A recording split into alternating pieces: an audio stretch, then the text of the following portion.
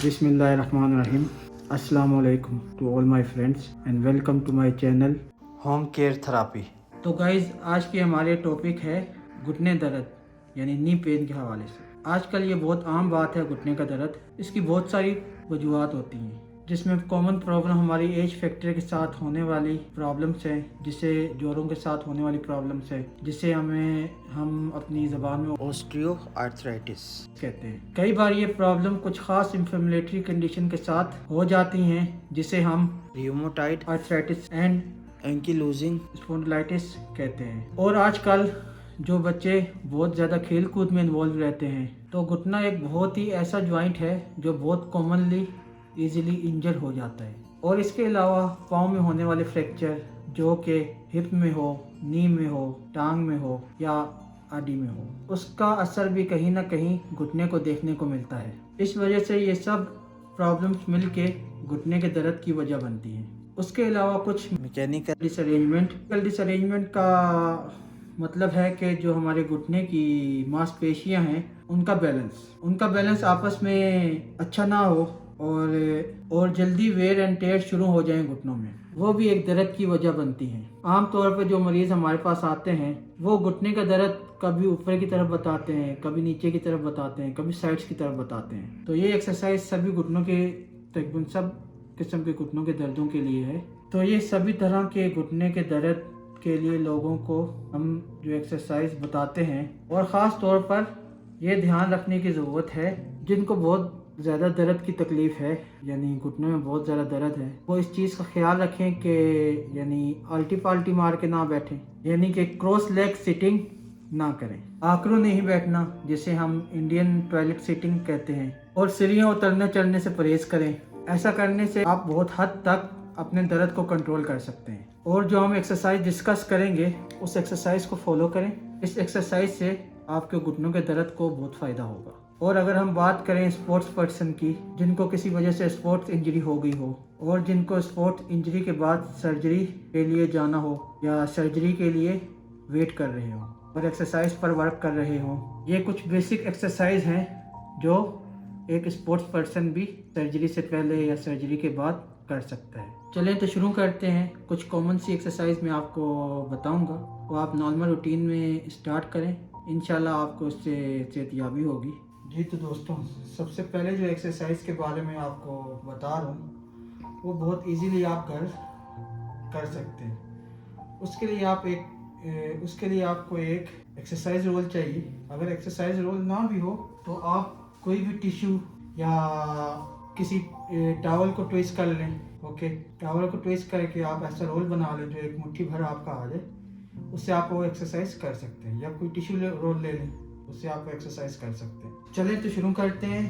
اس exercise role کو آپ نے گھٹنے کے نیچے ایسے لگانا ہے۔ ایسے لگا کے آپ نے گھٹنے کے اوپر والی جو ماس پیشی ہیں آپ کو ان کو ٹائٹ کرنا ہے، اور کوشش کرنی ہے آپ نے پورا زور نہیں لگانا، 40 سے 50% زور لگانا ہے، تاکہ لو ویٹ پہ آپ کا یہ جو آپ کا گھٹنا ہے وہ ہیل ہو سکے۔ اس پہ زیادہ زور نہیں لگانا، ایسا نہیں کہ ہم اس کو دبائیں اور اس کو بہت زیادہ زور لگائیں۔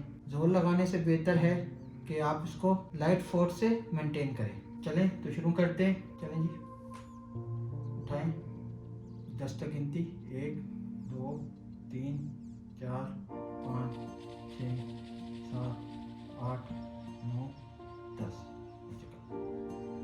دوبارہ سے 1 2 3 4 5 6 7 8 9 10۔ ایسے ہی آپ نے پہلے ایک ٹانگ کو ایکسرسائز کر لینی ہے۔ ایسے ہی ایک ٹانگ کی ایکسرسائز کرنے کے بعد ایسے ہی آپ نے دوسری ٹانگ کی طرف اپلائی کرنا ہے۔ بہتر یہ ہے پہلے ایک دفعہ اس ٹانگ کی ایکسرسائز جو آپ نے شروع کی ہے پہلے اس کی آپ کمپلیٹ کر لیں 10 دفعہ، 10 کا سیٹ، یعنی آپ نے اوپر اٹھانی ہے 10 سیکنڈ تک، پھر نیچے کرنی ہے۔ ایسے ہی آپ نے 10 دفعہ اس کو موومنٹ دینی ہے، پھر آپ دوسری ٹانگ کی طرف ٹرانسفر کر لیں۔ اور اسی ایکسرسائز کو تھوڑا چیلنجنگ بنانے کے لیے آپ اس ایکسرسائز کے ساتھ اپنے پاؤں کے پنجے کو ایسے اس طرح کھینچیں۔ گنتی گنے 1 2 3 4 5 6 7 8 9 10।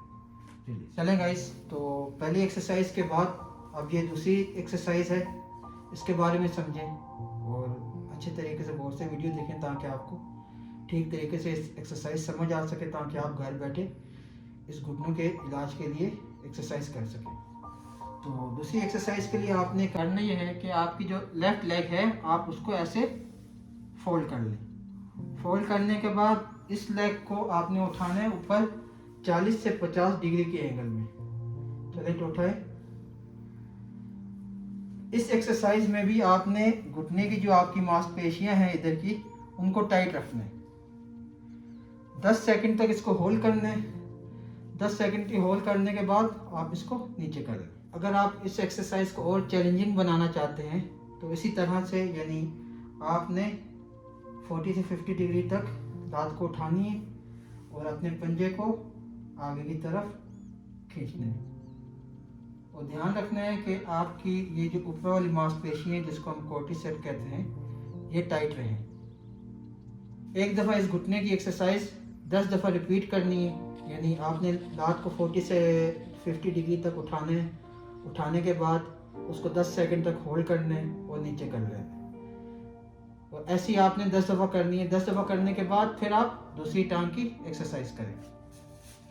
दूसरी टांग की ऐसे ही आपने लात फोल्ड करनी है। लात फोल्ड करके आपने ये लात 40 से 50 डिग्री उठानी है, इसको होल्ड करके रखना है 10 सेकंड के लिए और नीचे कर लेनी है। तीसरी एक्सरसाइज के लिए हमें पेट के बल लेटना है। लेटो जी पेट के बल। तीसरी एक्सरसाइज पेट के बल लेट के कर सकते हैं। जो इस एक्सरसाइज के लिए जो मसल यूज होता है उसको हार्म मसल कहते हैं। इस एक्सरसाइज के लिए आपने लात को ऊपर उठाना है, ऐसे 10 सेकंड तक आपने होल्ड करना है। इसको होल्ड करने के बाद दोबारा नीचे कर लेना है। ऐसे ही दोबारा आपने 10 दफ़ा रिपीट करना है। ऊपर करना है, 10 सेकंड तक होल्ड करना है। होल्ड करने के बाद नीचे कर लेना है। पहले एक दफ़ा ये टांग की एक्सरसाइज करने के बाद फिर आप दोबारा इस टांग पे वही एक्सरसाइज रिपीट करें। ऊपर करें, 10 सेकंड तक होल्ड करें। होल्ड करने के बाद नीचे कर लें।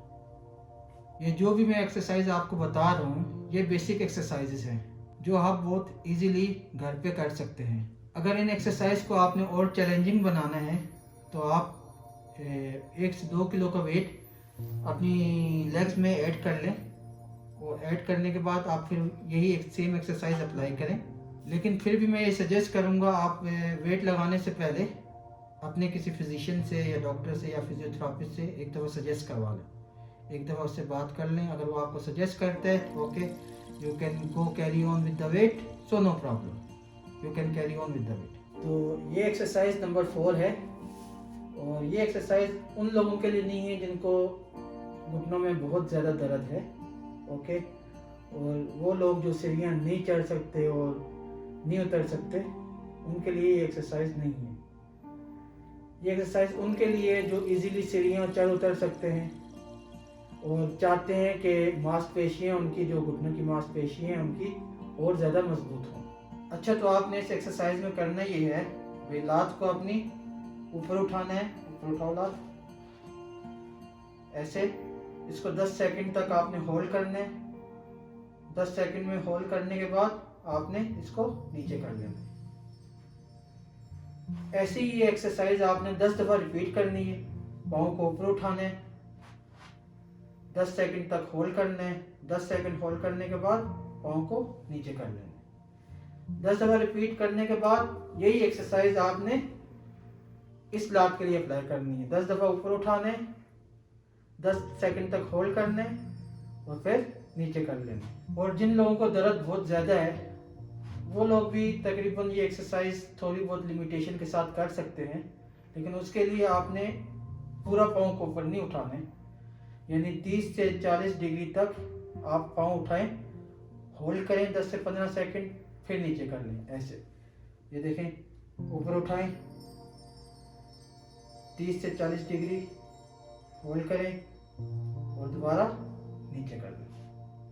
آپ نے یعنی جن کو درد بہت زیادہ ہے وہ فل اوپر کی طرف لات نہ لے کے دیں۔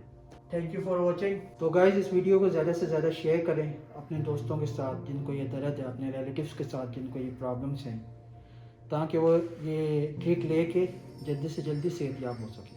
اوکے گائز، تو ملتے ہیں نیو ویڈیو میں کسی نیو ٹاپک کے ساتھ، اور لائک اور سبسکرائب کرنا نہ بھولیں۔